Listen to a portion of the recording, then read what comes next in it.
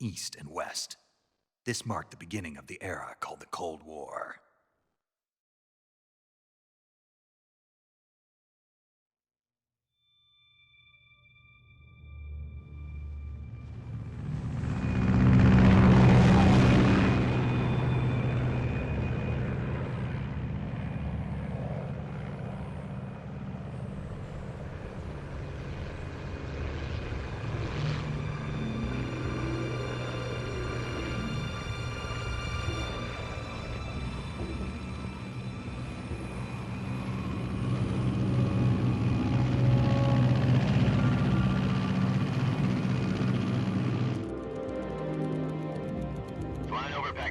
Altitude 30,000 feet.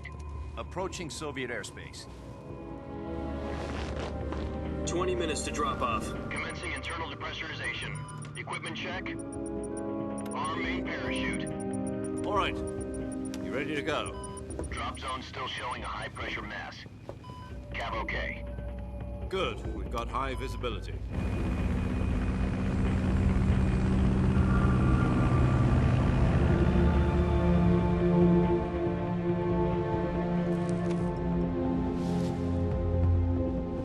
Put out that cigar. Connecting oxygen hose to interior connector. Put on your mask.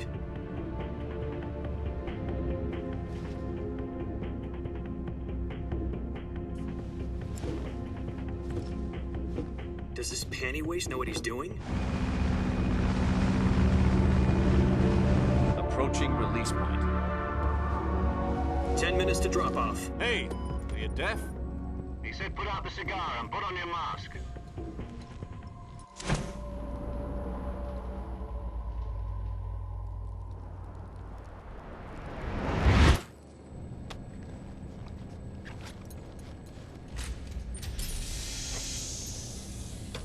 Depressurization complete. Checking oxygen supply. 6 minutes to drop off. Opening rear hatch.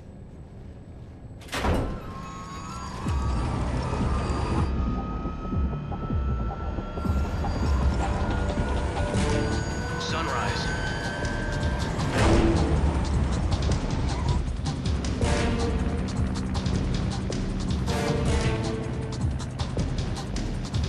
External temperature minus 46 degrees Celsius. 2 minutes to drop off. Stand up. You'll be falling at 130 miles per hour. Try not to get frostbite from the wind chill. 1 minute to drop off. Move to the rear. Activate bailout model. This is one for the history books. The world's first halo jump. 10 seconds to drop off. Stand by. Status okay. All green. Prepare for drop off. Countdown. 5, 4, 3, 2, 1. Spread your wings. And fly. God be with you.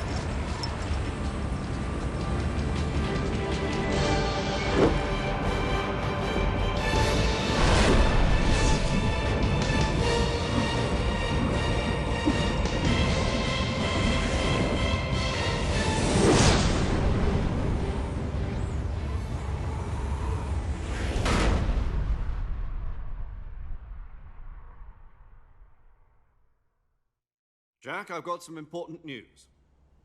The head of the CIA has finally given us the green light for the virtuous mission. Virtual mission? No, the virtuous mission. The future of our Fox unit depends on it. If it succeeds, we'll be officially organized into a unit. Virtuous mission? Sounds like some kind of initiation ritual. You know, don't get cocky. This isn't a training op. Right. So what exactly is this wonderful mission? Well, about 2 years ago, a certain Soviet scientist requested asylum in the West through one of our moles. His name is Nikolai Stepanovich Sokolov. He's head of the OKB-754 Design Bureau, one of the Soviets' top-secret weapon research facilities, and the East's foremost expert on weapons development. Sokolov? Isn't he that famous rocket scientist? The very same. On April the 12th, 1961, the Soviets achieved the first manned spaceflight in history. The Earth was blue, but there was no God. Well spoken. The rocket that carried Yuri Gagarin into orbit was the A-1, known as the Vostok rocket. Sokolov is said to be the man most responsible for the multi-engine cluster used in that rocket. After Gagarin's flight, Sokolov left rocket development to become the head of the newly established Design Bureau. From a lowly technician to head of a design bureau, that's quite a success story, so why do you want to defect? It seems he'd become afraid of his own creations. Afraid? Call it a crisis of conscience. And for that, he left his country and his family behind and went over the fence? Not exactly. One of his conditions was that his family was also to be taken safely to the west. We used a mole to get the family out first and succeeded in sneaking Sokolov over the Berlin Wall shortly afterwards. I was the one who conducted the operation. The security on the eastern side was still full of holes back then. Then what? We got Sokolov over in one piece, but the whole ordeal had left him exhausted, and we checked him into a hospital in West Berlin. It took him 2 weeks and more than 600 miles to get from the research facility in the Soviet Union to Berlin. He was in no condition to say anything coherent. And it was only a week later that we had something much bigger on our hands. The Cuban Missile Crisis. October the 16th, 1962, President Kennedy received word that the Soviets were in the process of deploying intermediate-range ballistic missiles in Cuba. The President demanded that the Soviets dismantle and remove the missiles. At the same time, he announced a naval blockade to prevent further missile shipments from reaching Cuba. But the Soviets didn't back down, instead placing their armed forces on secondary alert. Soviet transport ships carrying missiles continued on course towards Cuba. US and Soviet forces went on alert for an all-out nuclear war. Frantic negotiations were conducted through the UN's Emergency Security Council and unofficial channels to end the hair-trigger standoff. Finally, on October the 28th, the Soviet Union agreed to remove its missiles from Cuba. And so the world avoided a nuclear holocaust. But in order to get the Soviets to pull their missiles out, we had to make a deal. You mean the one where the US agreed to remove its IRBMs from Turkey? No. The Jupiter IRBMs deployed in Turkey were obsolete, and we were going to get rid of them anyway. They had no strategic value whatsoever to either the US or the Russians. The Turkey deal was a ruse, a cover story that was fed to the other intelligence agencies around the world. So what did the Russians really want? Sokolov. They wanted us to return Sokolov. You mean the Soviets pulled out of Cuba just to get their hands on Sokolov? That's right. What the hell was he working on? At the time, we had no idea. We were running out of time. It was either give up Sokolov or risk full-scale nuclear war. In the end, we had no choice. President Kennedy gave in to Khrushchev's demand. The next day, I got Sokolov out of the hospital, handing him over to agents on the eastern side. Sokolov kept on screaming, "Save me," until he disappeared from my sight. Then a month ago, we received some new information from one of our moles. About Sokolov? Yes. He was taken back to the research facility and forced to continue working on the weapon in question under KGB supervision. What's more, it's on the verge of completion. So what kind of weapon is it? Something to do with space rockets? No, missiles. Same technology. I guess you're right. We don't know the details, but it appears to be a new kind of nuclear device. For half a year now, the Soviets have been conducting frequent nuclear tests at Semipalatinsk. Something to do with the weapon, I assume. We're talking about a secret weapon so big that Khrushchev was ready to pull out of Cuba to get it back. Is Sokolov still in the facility? No. According to our intelligence, he's in Selinoyarsk, a place in the mountains about 3 miles to the west that's known as the Virgin Cliffs. The Virgin Cliffs. Nice name for a virtuous mission. They moved him there just recently. Why? Apparently, they're conducting a field test of the weapon, but it's our best chance to get him back. This mission would never have been possible if he was still in the research facility. This is our last chance. Sokolov must have known that too when he contacted us.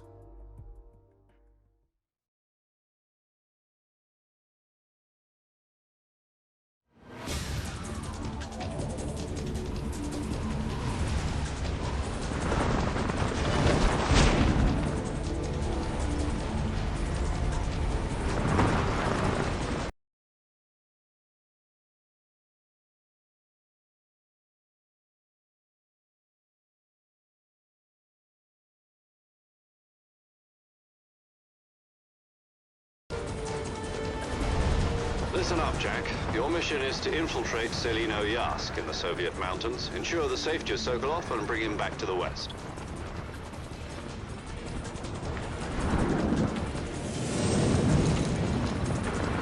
If we don't get Sokolov back before that weapon is complete, we'll be facing a major crisis. The clock is ticking.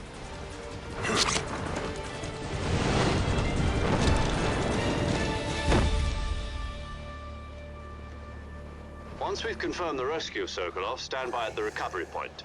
A recovery balloon will be dropped at that point. Helium will be pumped into the balloon to inflate it. The process takes about 20 minutes.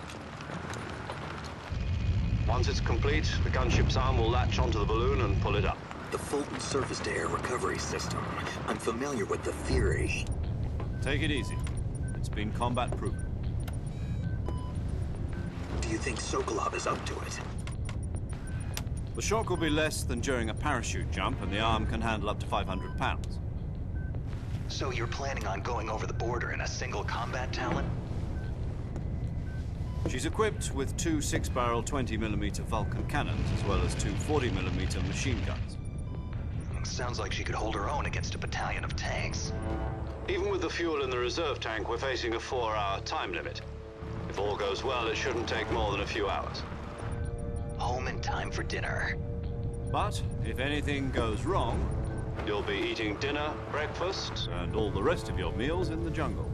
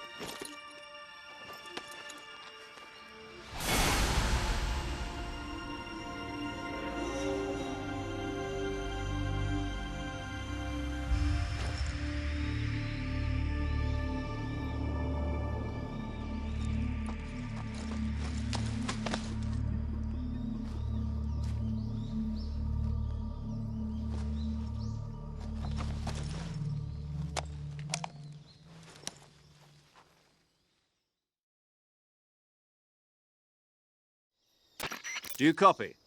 You're already in enemy territory, and somebody might be listening in. From here on out, we'll be using code names to refer to each other. Your code name for this mission will be Naked Snake. I'll be referring to you as Snake from now on. You're not to mention your real name. Snake? What, you don't like snakes? What do you mean? Well, you've eaten one before, haven't you? In survival training. I'm glad to hear that. I don't know if I'd ever order one in a restaurant, but... Be careful, you might not have a choice. What about you, Major? What should I call you? Let's see. I'll be Tom. Call me Major Tom. This will be a sneaking mission. You must not be seen by the enemy. You must leave no trace of your presence. Is that clear? This kind of infiltration is the Fox unit's speciality. In other words, weapons and equipment are procured on site. That goes for food as well. You're completely naked, just as your name implies. Great. Now I see why you asked me if I like snakes. I suppose calling me Snake was your idea of a joke, too. No. There's a good reason for that. I'll tell you later when the time is right. Gotcha. Getting back to the subject, how exactly am I supposed to feed myself? You've been issued a knife and a tranquilizer gun. Use them to hunt for food. You'll also find some medical supplies in your backpack. Yeah, about the backpack. I lost it in a tree on the way down. I see. Well, you'd better go back and get it then. You know where it is?